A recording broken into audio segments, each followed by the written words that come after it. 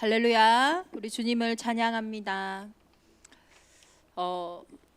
저에게 좀 한 가지 기도 제목이 있다면 이 멋있는 복음을 우리의 삶 속에 멋있게 누려서 우리 후대들에게 이 멋을 전달하는 것입니다.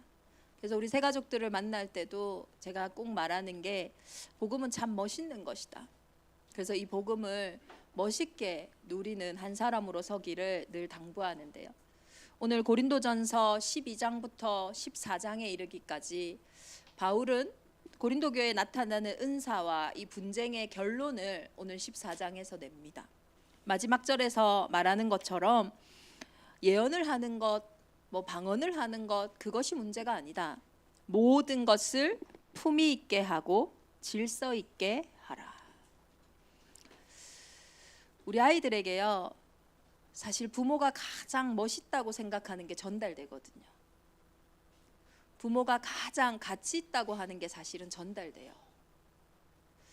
그래서 돈이 최고야 하는 아이들을 보면 사실은 부모님이 보이지 않지만 돈의 멋을 다 가지고 있는 거거든요. 그런데 복음이 우리에게 가장 멋있어 라고 전달되어진다면 이 복음의 멋 속에서 많은 질서와 많은 품위들이 회복되어지는 겁니다. 변하지 않는 그 가치 복음 속에서 이번 한 주간 우리 온 교회에 하나님의 품위와 하나님의 질서가 회복되어지기를 예수 그리스도 이름으로 축원합니다. 세상이요 많이 변하거든요. 앞으로 저와 여러분이 어떤 미래를 겪을지 우리는 알 수 없어요. 당장 이번 주에 어떤 일이 나에게 생길지, 우리 가정에 생길지, 이 시대에 생길지 우리는 알 수 없습니다. 그러나 그 변화하는 세상의 문제가 아니에요. 그 환경이, 그 상황이 문제가 아니라고요. 사실은 멋이 어디서 나오냐면 위기 만날 때, 문제 올 때, 갈등 올 때 그 멋을 알 수 있거든요. 내가 무엇을 가지고 있는지. 변화하는 세상이 아닌 사실은 그 속에 한 사람 한 사람을 보시는 게요, 하나님의 역사입니다. 그래서 우리가 잘 알고 있는 소돔과 고모라 성의 멸망을 알잖아요. 그 성이 멸망한 이유는 그 성이 타락해서가 아닙니다. 그 성에 문제가 많아서가 아니에요. 갈등이 많아서가 아니에요. 내 인생이 만약에 무너진다면 이 문제 때문에 무너진다고 우리는 생각해요. 내 인생에 어려움이 온다면 이 갈등 때문에 어려움이 왔다고 생각해요. 그런데 소돔과 고모라 성이 무너진 이유는 뭡니까? 그 소돔과 고모라 성에 의인이 없었어요. 창세기 18장 33절에 보면 아브라함이 그 현장을 두고 계속 애타는 마음으로 기도하며 마지막으로 하나님께 말씀합니다. 거기서 신명을 찾으시면 어찌하려 하시나이까? 이르시되 내가 그 신명으로 말미암아 멸하지 아니하겠노라. 의인 10사람이 있으니까요, 그 현장이 무너지지 않는 거예요.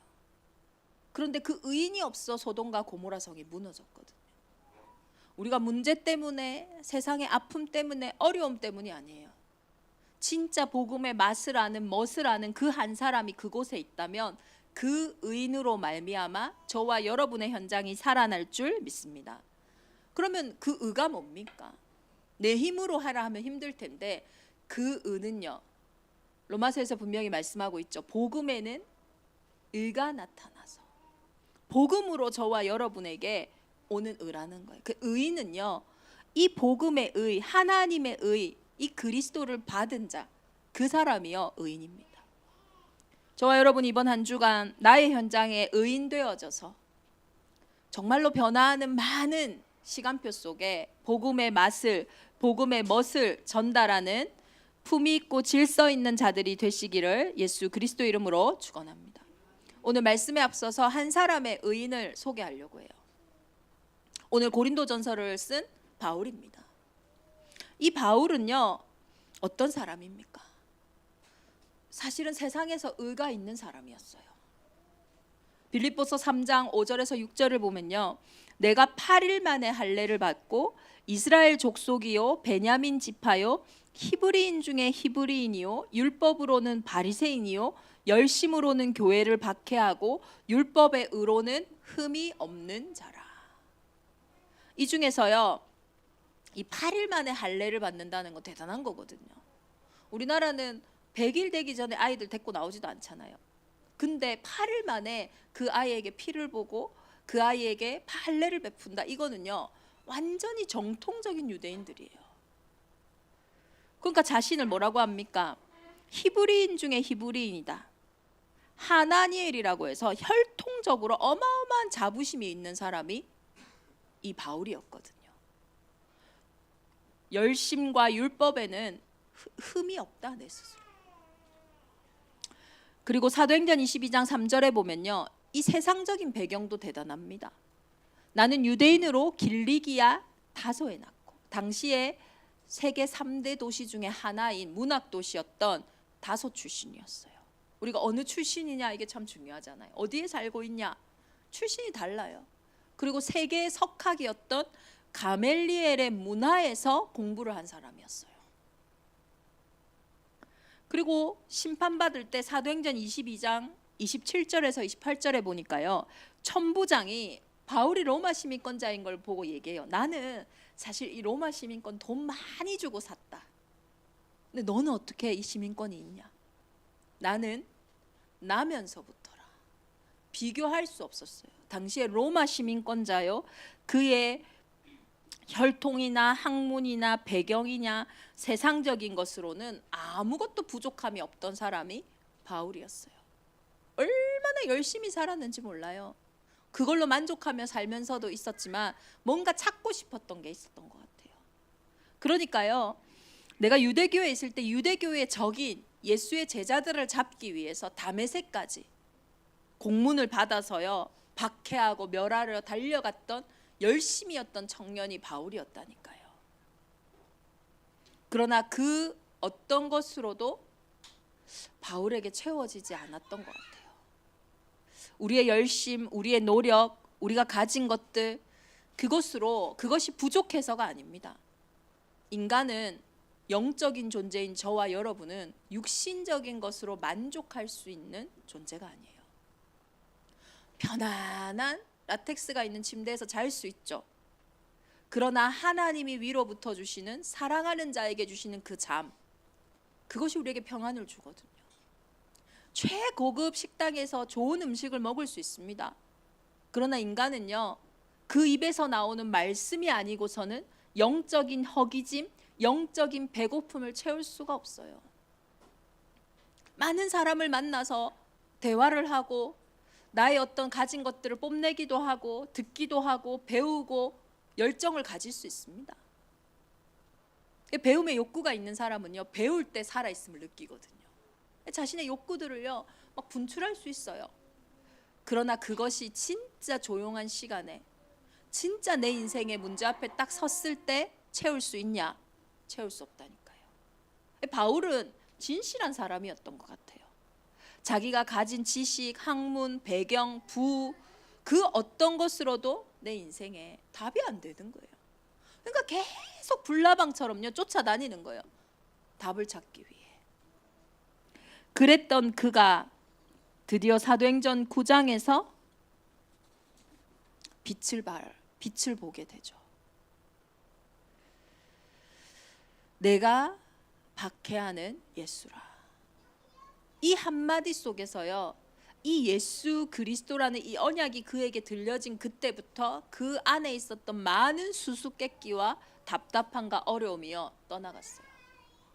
얼마만큼 떠나갔냐면요, 빌립보서 3장 7절에서 8절에 보면, 그러나 무엇이든지 내가 유익하던 것을 내가 그리스도를 위하여 다 해로 여길 뿐더러 또한 모든 것을 해로 여김은 내 주 그리스도 예수를 아는 지식이 가장 고상하기 때문이라. 내가 그를 위하여 모든 것을 버리고 배설물로 여김은 그리스도를 얻고. 얼마만큼 복음을 발견했냐면 모든 것을 배설물로 여길 만큼. 억지가 아니었어요. 이 모든 것을 다 가지고 있어도 내 안에 답이 없었거든요. 이 모든 것을 가지고 있어도 내 안에 참 평안이 없었는데 이 빛을 만나고 나서 이 모든 것이 없어도 되는 참 평안을 이 바울이 얻은 거예요. 배설물로 여길 만큼. 우리가 진짜를 맛보고 나면 가짜를 버리게 되잖아요. 진짜를 본 거예요. 얼마만큼 인생의 방향과 답을 찾았냐면요, 빌립보서 3장 13절 14절에 보면 형제들아 나는 아직 내가 잡은 줄로 여기지 아니하고 오직 한 일 즉 뒤에 있는 것은 잊어버리고 앞에 있는 것을 잡으려고 표대를 향하여 그리스도 예수 안에서 하나님이 위에서 주신 부르심의 그 상을 위하여 달려가노라. 앞뒤 좌우가 안 보일 만큼 그 표대, 하나님 나를 부르신 그걸 향해 막 달려가는 거예요. 인생에요 방향이 정확하게 생긴 거예요. 목적이 생긴 거예요. 이것을 행하는 데는요, 사도행전 20장 23절에 보더니 내가 달려갈 길과 주 예수께 받은 사명 곧 하나님의 은혜의 복음을 증언하는 일을 마치려 하면은 나의 생명조차도 조금도 귀한 것으로 여기지 아니하노라. 자기 생명을 버려도 될 만큼, 다시 말해서요, 복음은 생명이거든요. 근데 이 복음을 생명의 자리에서 발견한 거예요. 이 복음의 가치, 이 복음의 맛, 이 복음의 멋을 가진 이 한 사람이, 이 그리스도의 의를 가진 한 사람이 고린도 교회를 보니까요, 선택과 판단이 자유해지는 거예요. 저와 여러분이 해결할 수 없는 가치와 해결할 수 없는 기준과 수준 속에서 내 현장을 바라보니 내 현장의 모든 것들이 너무 복잡하고 답답하고 어려운 거예요. 바울을 보세요. 그리스도 안에서 내 인생의 가치가요 탁 발견되니까요, 다시 말해서 내 안에 있는 이 각인된 게요 확 바뀌어버리니까요, 그것으로 현장을 보니까 너무 쉬운 거예요. 그것으로 나를 보니까요 너무 쉬운 거예요. 그것으로 상대를 보니까요 너무 쉬운 거예요. 그래서 저와 여러분에게 가장 중요한 건 뭐냐, 이 그리스도의 의가 내 인생에 회복되어진 의인 한 사람으로 선다면 하나님이 나의 현장에 바울과 함께 하셨던 그 은혜대로 정말로 소돔과 고모라 성에 의인이 없어서 망했는데 그 의인 한 사람으로 우리의 개인과 가정과 현장을 살려가실 줄 믿습니다. 그래서 오늘도 한번 질문해 봐야 돼요. 내 스스로. 나에게 정말로 복음은 무엇인가? 이 복음에 부르신 표대를 향하여 달려가서 내 생명도 조금도 아깝지 않을 가치가 내게 회복되어졌는가? 천하 인간의 구원 얻을 다른 이름이 없다 했어요. 사람은요, 믿건 안 믿건 모든 사람은 하나님의 형상이요 영적인 존재입니다. 인간은 영적인 힘, 영적인 자유함, 영적인 답이 없을 때 살아갈 수가 없어요. 그것은 내가 부족해서도 아니요, 문제가 커서도 아닙니다. 내 존재의 근본이라는 거예요. 하나님을 모르고 하나님을 떠나 있는 그 상태는 죄의 상태입니다. 죄는 반드시 형벌이 따릅니다. 그것이 저주와 재앙이요, 내 인생을 꼼짝달싹하지 못하게 하는 흑암의 권세예요. 모든 사람이 이 죄 가운데서 하나님의 영광을 떠나 있다라고 성경이 말하는 인생의 근본 문제라니까요. 근데요, 이 근본의 문제를 해결할 다른 길이 없다니까요. 바울이 가진 그 열심, 그 노력, 그걸로 해결 안 됐어요. 언제 끝났습니까? 사람의 방법이 아닌, 세상의 방법이 아닌 여자의 후손으로 처녀가 잉태하여 아들을 낳으리니 그 이름을 임마누엘이라 하리라. 그 여자의 후손 대신 예수 그리스도가 내 인생의 참 선지자로, 길이요 진리요 생명으로 회복되는 그 현장에요 하나님의 의가 나타났다니까요. 길 되시고 진리 되신 그 선지자 되신 예수님이 어떻게 내 인생의 길을 여셨습니까? 자기의 목숨을 주심으로. 왜 그래요? 인생의 절대 운명인 이 죽음의 권세는요 죽음으로 끝날 수 있다니까요. 죄 없는 몸, 여자의 후손으로 오신 그 예수 그리스도가 십자가에 죽으심으로 생명의 성령의 법이 죄와 사망의 법에서 저와 여러분을 해방한 줄 믿습니다.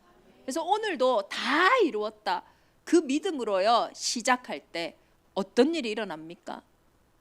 하나님의 아들이 나타나신 것은 마귀의 일을 멸하려 하심이라. 그 고백과 그 믿음 속에 마귀의 일이 무너지고 하나님 나라의 일이 시작되어지는 줄 믿습니다. 이 복음이 이해된 바울, 그가 본 고린도 교회, 그 교회의 문제들은요 너무나 쉽게 또 너무나 평안하게 그에게 답으로 회복되어진 거예요. 그래서 문제를 해결하는 인생이 아니에요. 우리는 답을 가진 인생이에요. 그 답을 가지고 문제 속으로 들어가는 겁니다. 그 답을 가지고 내 아픔 속으로 들어가는 거예요. 그 답을 가지고 현장의 위기 속으로 들어가는 거예요. 그때 우리는 확인하게 되는 거예요. 이 답이 모든 문제의 해결이구나. 이 답이 나의 아픔과 나의 상처를 치유하는 유일한 해답이구나. 이 답이 현장의 위기, 나만 끝내는 것이 아니라 현장의 위기를 끝내는 답이구나. 바울과 같이 오늘 이 눈을 가지고 우리가 고린도 교회를 보고 오늘 고린도 교회에 있는 이 문제를 보기를 바랍니다. 더 나아가서 저와 여러분에게 있는 문제, 우리의 갈등, 현장의 일들, 이번 한 주간 이 복음의 눈으로 보시기를 예수 그리스도 이름으로 축원합니다. 고린도 교회에 은사 가진 자들이 계속 싸우는 거예요. 나는 방언을 하는데 방언을 하는 내가 최고다. 나는 예언을 하는데 예언을 하는 내가 최고다. 막 이런 싸움이 막 붙는 거예요. 근데 바울이 예언이 중요하다, 방언이 중요하다 이걸 이야기하는 게 아니에요. 무엇을 얘기하냐면요, 5마디 말을 하는 것이 1만 마디 방언으로 말하는 것보다 낫다, 이렇게 얘기를 하거든요. 그럼 우리는 또 착각하잖아요. 아, 방언보다 예언이 센 거구나, 이렇게 생각할 수 있어요. 그 말이 아닙니다. 방언도 하나님이 주신 특별한 은혜고 하나님의 은사다. 그런데 방언은 사람에게 하지 아니하고 하나님께 하는 것이다. 그래서 알아듣는 자가 없다. 그런데 예언은 사람에게 말을 하여 덕을 세우고 권면하고 위로하는 것이다. 그런데 이 땅의 소리 중에 의미 없는 것이 있느냐? 나의 덕을 세우는 것도 중요하지만 진짜 중요한 것은 다른 사람에게 덕을 세우고 교회를 세워가는 것이다. 왜냐하면 이 복음이 유일한 답이 맞다면요, 이 복음은 전달되지 않고는 믿을 수가 없거든요. 믿음은요, 듣지 않고는 저와 여러분이 믿음이 생기지가 않아요. 방언을 계속한다고 우리에게 믿음이 생기고 방언을 계속한다고 다른 사람이 나를 보고 믿음이 생기는 게 아니에요. 전달되어져야 된단 말이에요. 그래서 바울은 이 살리는 딱 기준 속에서 이 말이 많냐 크냐 작냐 우리는 언제나 그것을 보는데 그것이 아니라 이 말이 나를 살리고 상대를 살리느냐, 이 행동이 나를 살리고 교회를 살리느냐, 이 부분에 대한 명확한 기준이 있었어요. 살리는 자의 기준이 있었어요. 그러니 5마디 말을 하는 것보다 1만 마디 방언으로 말하는 것이 낫다라고 바울은 이야기한 거예요. 하나님의 마음도 그렇습니다. 저와 여러분의 어떤 문제 속에서 과연 이 문제로 내가 해소되어지는 것이 중요하겠습니까? 아니면 상대와 현장이 살아나는 부분에 내가 딱 결단할 때 내가 살아난다니까요. 나를 살리려고도 안 했는데 내가 살아나요. 마태복음 6장 33절의 말씀처럼 우리는 먼저 그의 나라와 의를 구하는데, 그럼 내 의는 어떡합니까? 내 나라는 어떡합니까? 우리 집은 어떡합니까? 생각하는데 이상하죠? 그게 생명의 원리라니까요. 먼저 하나님의 나라와 의를 구하는데 모든 것을 더해 가세요. 그런데 나는 먼저 내 의와 내 나라를 구하는데 이상하죠? 모든 것들이 차단되고 모든 것들이 갈급해져요. 그것은 다른 문제가 아니에요. 저와 여러분의 생명의 근원이 하나님께 있고 하나님 나라에 있다라는 증거라니까요. 그래서 첫 번째로 바울은 하나님은 바울을 통해 이렇게 말씀하십니다. 형제들아, 지혜에는 아이가 되지 말고 악에는 어린아이가 되라. 지혜에는 장성한 사람이 되라. 이번 한 주간 또 이번 한 해 하나님은 우리 교회에요, 어린아이의 신앙을 이젠 버리라고 생각하세요. 장성한 자의 신앙이 되라. 이제 우리 교회가 내년이면 7주년이에요. 요새는 7주년 되면 만 7세 되면 초등학교 갑니다. 이제 사회생활이 시작돼요. 교회 사회생활이 뭡니까? 이제 진짜 전도와 선교 본론의 인생이 막 들어가는 거거든요. 어린아이의 신앙은 나밖에 몰라요. 내 감정, 내 의지, 이거를 푸는 게 가장 중요해요. 그런데 신앙의 장성한 자는요, 다른 사람을 살리고 교회를 살리는 신앙의 감정과 신앙의 의지가 있다라는 거예요. 제가 예전에 한 외부 어떤 현장에 특강을 갔어요.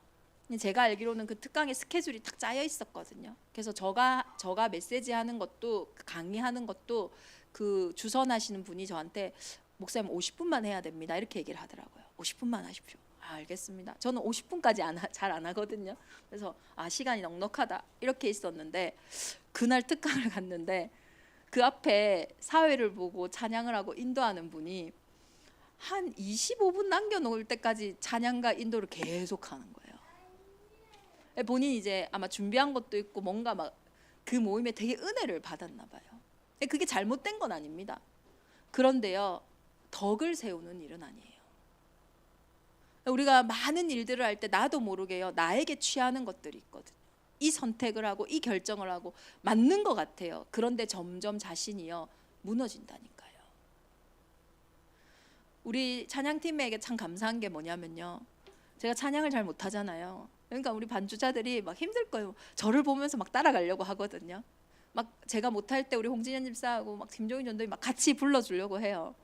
이게 뭐냐면 덕을 세우는 거예요. 나를 뽐내는 거면요, 내 마음대로 치면서 목사님 틀렸지, 내 마음대로 보면서 목사님 노래 안 올라갔지, 이렇게 되는 경우가 많다니까요. 제가 반주하는 것들 보면 다 알거든요. 이 사람이 나를 나타내는 사람인지 아니면 남과 교회를 세우는 사람인지. 말을 할 때도요, 어린아이와 같이 늘 내가 한 것을 얘기하는 사람들이 있어요. 바울은요, 오늘 이 고린도 교회 은사의 문제를 통해서 사실은 너희가 은사를 자랑하는 이 상태가 문제가 아니라 언제까지 나 중심의 상태로 계속 살아가냐, 언제까지 나를 넘어서지 못하는 그 상태 속에 계속 있냐, 이것을 말하는 거예요.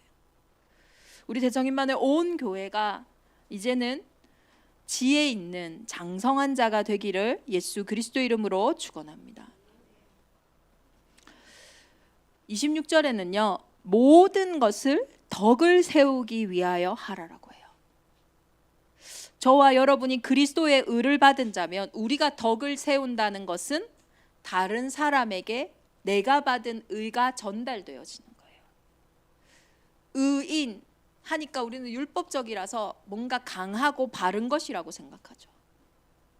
근데 복음의 의는 세상이 줄 수 없는 평안입니다. 이 평안이 나를 치유하고, 이 평안이 구부러진 길에서 나를 바르게 하고, 이 평안이 죄로부터 나를 돌아설 수 있는 힘을 줘요. 그래서 덕을 세운다는 것은 다른 사람을 평안하게 하는 거예요. 내가 받은 의로. 나의 은사가 다른 사람을 평안하게 한다면 그 은사는 평안한 거였죠. 그러나 그들이 받은 예언과 방언하는 은사를 가지고 그들은 다른 사람을 불편하게 했어요. 야, 나는 이렇게 예언도 하는데 너는 못하지. 야, 나는 이렇게 방언도 하는데 너는 못하지. 뭐를 했다 안 했다 이것이 중요한 것이 아니라 저와 여러분이 상대를 살리는, 하나님 나라에 있는 살리는 것입니다. 아무리 맞는 말이라도 죽이는 말은요, 모든 것을 차단해요. 신기하죠? 보좌를 차단한다니까요. 그런데 살리는 것 속에 땅 끝까지 복음을 증거하시는 그 하나님 나라에 있는 일은요, 모든 것을 열어가요. 이 말이 우리는 살린다고 하면 다 이해하는 거구나 이렇게 생각해요. 살린다고 하면 틀린 것인데 그걸 또 맞다고 하는 것이구나 이렇게 생각해요. 그것이 아닙니다. 살린다라고 해서 죄를 허용하는 게 아니에요. 하나님은 예수님도 막 화를 내셨잖아요. 세 가지 뜰에서. 진짜 본질적인 부분을 지킬 때는요 우리가 단호합니다. 그러나 그 본질 외의 것들은요 양보할 수 있어요. 수용할 수 있어요. 그러니 차단되지 않고 계속 성장되어 가고 변화되어져 가는 거죠. 우리 대적임만의 온 교회가 모든 것에 덕을 세우는 참된 기도의 힘과 여유가 있기를 예수 그리스도 이름으로 축원합니다. 왜 그러냐? 하나님은 무질서의 하나님이 아니요 오직 화평의 하나님이시기 때문이에요. 복음은 품위가 있습니다. 복음 자체가 최고의 품위예요. 그래서 바울은요 다른 거 다 배설물로 여기고도 자신의 품위를 잊지 않은 거예요. 하나님의 사람들은요 질서 없이 한 사람들이 아니에요. 그 질서 속에 순종한 자들이에요. 그래서 저와 여러분의 품위와 질서가 뭐겠습니까? 하나님이 나에게 허락하신 이 현장에 순종하는 거예요. 300% 헌신하는 거예요. 그게 우리의 품이고 우리의 질서입니다. 지금 나에게 이런 문제가 있는데 나 이거 참을 수 없는데 그게 아니에요. 하나님 내게 허락하셨다면 그 속에요 순종하고 탁 들어가는 거예요. 왜 그러냐? 예수 그리스도께서도 순종하심으로 십자가의 죽으심으로 인간이신 우리와 같은 인성을 갖고 계시는데도 그 속에 순종하심으로 실제 모든 부분들을 승리함으로 바꿔냈거든요. 저와 여러분이 이 일이 싫어, 이 일이 맞아, 이거는 할 수 있어, 없어 그런 것 같잖아요. 아니요. 이 일을 허락하신 하나님의 절대 주권 속으로 들어가는 겁니다. 그래서 모든 것을 질서 있게, 모든 것을 품위 있게 하는 자들은 나를 풀고 나를 해소하는 것이 아니라 나에게 이 현장을 허락하신 하나님 앞에 순종함으로써 실제로 이 현장을 살려내는 전도와 선교의 축복 속으로 들어가는 줄 믿습니다. 이번 한 주간 우리 사랑하는 대적임만의 온 교회가요 모든 것을 품위 있게 해라. 모든 것을 질서 있게 해라. 이 복음의 진짜 먹과 맛을 아는 자들로 현장에 서라. 그래서 참된 기도의 여유와 힘을요 딱 갖고 있어야 되는 거예요. 오늘 결론에서 한 사람 다니엘을 보려고 합니다. 다니엘은 품위가 있을 수 있는 상황이 아니에요.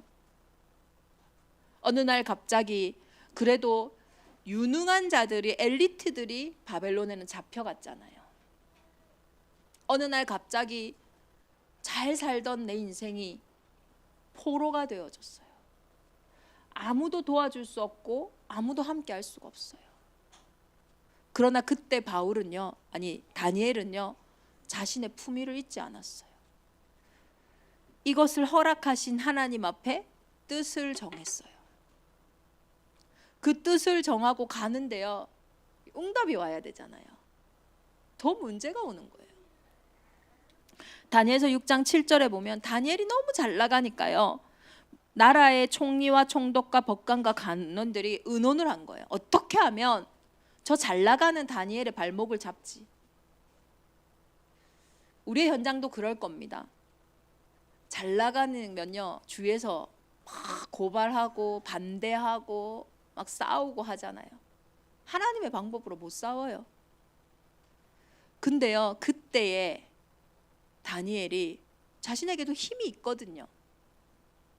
막 팀을 구성해서 반박하고 싸운다거나 자기를 신뢰하는 왕에게 찾아가서 억울함을 고발한다거나 똑같은 나의 방법과 나의 세상의 기준으로 안 했어요.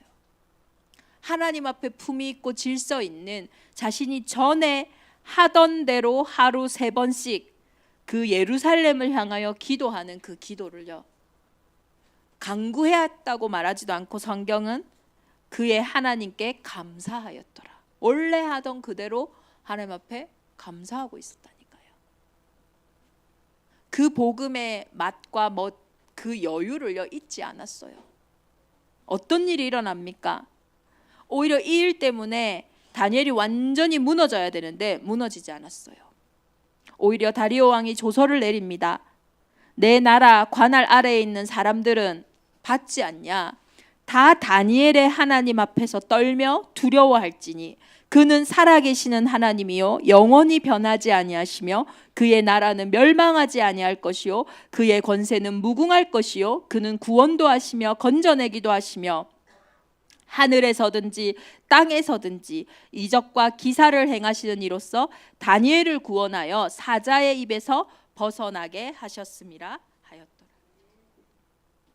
하나님은 절대로 하나님의 영광을 빼앗기지 않아요. 우리에게 문제가 왔다, 위기가 왔다, 그게 중요한 게 아니에요. 그 문제와 위기 속에 의인이 있느냐. 다니엘에게 문제가 왔다, 어려움이 왔다, 이게 중요한 게 아니었어요. 그 문제와 위기를 넘어갈 수 있는 품위 있고 질서 있는 전에 하던 대로라는 하나님과 나의 관계, 기도가 있느냐. 이것이 중요하다니까요. 이번 한 주간 저와 여러분의 현장에서 문제, 위기, 갈등을 넘어서는 전에 하던 대로라는 이 복음의 품위와 복음의 질서를 지키는 나의 복음, 나의 기도, 나의 전도가 있는지 한 주간 점검하며 이 살아있는 하나님의 말씀 속에서 성취함을 보는 우리 대정인만의 온 교회가 되기를 예수 그리스도 이름으로 축원합니다. 우리 주신 말씀 붙잡고 이 시간 함께 기도하겠습니다. 모든 것을 품위 있게 하고 모든 것을 질서 있게 하라. 하나님, 이번 한 주간 흑암과 혼돈과 공허로 엉클어져 있는 우리의 상황과 환경 속에, 우리의 문제 속에 하나님, 나에게 주신 이 그리스도의 의로 품위와 질서가 회복되게 하여 주시옵소서. 내가 1만 마디 방언, 내 소리를 하는 것보다 나의 소리와 나의 기준은 도저히 인생의 근본을 해결할 수 없으니 이제는 그 그리스도 예수의 말씀 안에 깨달은 이 5마디의 말이 낫다고 하신 그 은혜 속으로 들어가게 하여 주옵소서. 어린아이가 아닌 하나님의 지혜에 장성한 자로, 무질서의 하나님이 아닌 오직 화평의 하나님으로 이번 한 주간 누림과 결단이 있게 하여 주옵소서. 우리 합심으로 함께 기도하겠습니다.